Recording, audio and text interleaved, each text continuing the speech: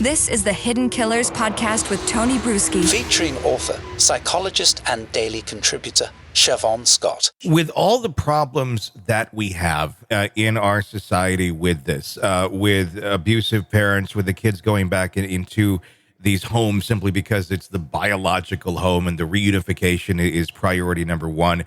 And then you also have the issues of child trafficking and such and everything else that you can throw into the mixer of just really toxic environments for these kids, our kids in our country, our American children. Why have we not done anything? This seems like it should be like priority number one of what we're doing, of looking out for our kids. I mean, has there been legislation that's ever been brought up to try and update any of these things or look at new information or new studies to go, hey, this was bad information back then. Maybe we should do it a little better or a little different. Has that been done? And if it has not, I guess, why? It's a glaring problem. Yeah. Yeah, I have certainly read things indicating people's reports and essays on we need to change this bias.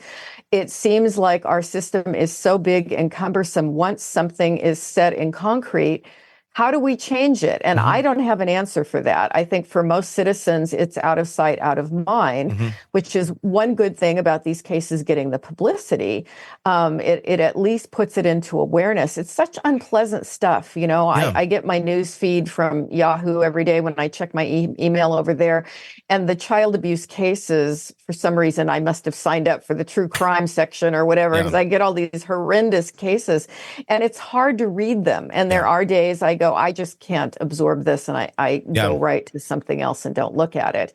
And I think that's the reaction most people have. People don't want to think about spousal abuse. They don't want to think about child abuse. And, you know, that's sounds like another book for me, right? Yeah. That's where I always go with this. Let me write another book about it. Yeah. Because we do need to make changes in the court system, but the system is so darn big. And once things get set in concrete, it just seems like, you know, nobody knows how to change it. Yeah, I mean, and that's just the weird thing. We change things all the time. We amend things all the time. Why is this one so difficult to do? Yeah. Well, I mean, it's such a glaring thing that affects so many people. But is that because it's icky? Because, you know, it's not something everybody wants. It's much easier for people to get behind, you know, rescuing puppies. It is. And which I love puppies. I have one there. I have one here. And I got a cat right over there. I'm not trying to take away from rescuing animals. But we are more quick to get behind that, I think, as a society than we are of like, let's rescue these kids that are in these horrific situations. I mean, you look at some of these homes where these kids are and you go, I wouldn't let my dog live there. But, you know, here's 10 kids that are hanging out and like, yeah, that is mom, right? And dad, or maybe there is no dad, or maybe there is no mom, or there's nobody, you know, half the time. And it's just accepted. And that to me is just weird that we have that sort of acceptance in our society of these sort of behaviors, yet we don't on so many others that are far less severe and far less impactful on human beings. Yeah. I think there's a lot of denial as a culture. People don't want to think about it. They don't want to look at it. And then trying to change the laws is very complicated. And, you know, I study this stuff to a great degree. But when you say, how do we make changes? I kind of draw a blank, you know, and I promise I will spend the weekend looking at this more closely because I'm motivated. Watching this bit of trial, it just made me ill. It just made me ill what that child went through. There's so many things you can look at this and, you know, it's not a business that somebody's running. It's trying to raise a child, but you can look at all the parts that were glaringly wrong and go, well, this was wrong. The person that's testifying, especially like the CPS workers and stuff, like they're doing what they have to do. They are so limited on their resources. They are simply accounting for what they are supposed to do. And they can't go beyond the limitations of their job. They'll go to jail for something. So I understand that the hands are tied, but that just seems to be the answer with everybody is hands are tied. Hands are tied. Hands are tied. Meanwhile, the children's like tied up in the basement being abused. No, Tony, I swear you've just motivated me to write another book that people will say, oh, that's unpleasant. I don't want to read that one. That's why you need to put puppies on the covers. Like just puppies and kittens on the cover. And you make it about rescuing puppies and kittens. And sometimes, oh, what's puppies and kittens? It's about kids. Oh my, you got to, it's like a bait and switch. You got to do that. Yeah. Otherwise, Until people they open it up and they go, oh, this makes me upset. I'm not going to read that one. Let me go back to Twilight or Vampire So you Romance. put super glue on the first page and it's only activated when they open their hands stuck into the book. Sorry, you have to read it now. But I mean, it's an icky subject, but it's a real subject and it affects so many people and it's only getting worse. And it makes you wonder how many other Harmony Montgomerys are out there that nobody knows about. Yeah, it's incredible. It is just incredible. I remember talking with CPS workers who were so burned out with so much secondary trauma. And, they would be told they would go into meth houses and there would be needles all over the floor. And they would go back to their supervisor and say, they've got a 2-year-old in there, they've got babies in there. They've just got to clean the needles up.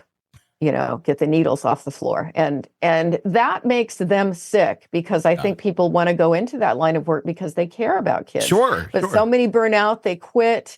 The ones that stay probably do this their own defense mechanism. They're drinking a lot at night, and then they're doing things like I've just got to get through the day and check off the boxes here. And it's I could never do that. Yeah, because you go into it. That's why I say I could never be like a police officer or something like that because my service revolver would come out at some point when it shouldn't for some horrible human being and be like, I'm just gonna save the world and this child the headache of this right now.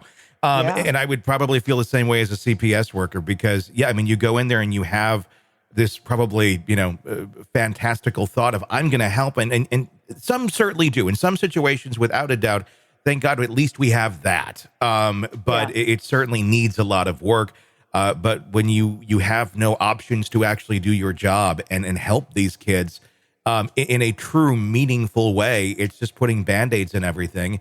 And we just allow this madness to continue, for the sake of everyone has their rights. And I think that might be part of it too, of people, we would have to sacrifice some amount of rights, I think, if we're going to get our society in line to not be able to accept this sort of thing. And people would rather not do that whatsoever. They'd rather, well, it's not me that this is happening to, and whoever else this is happening to, well, that's them.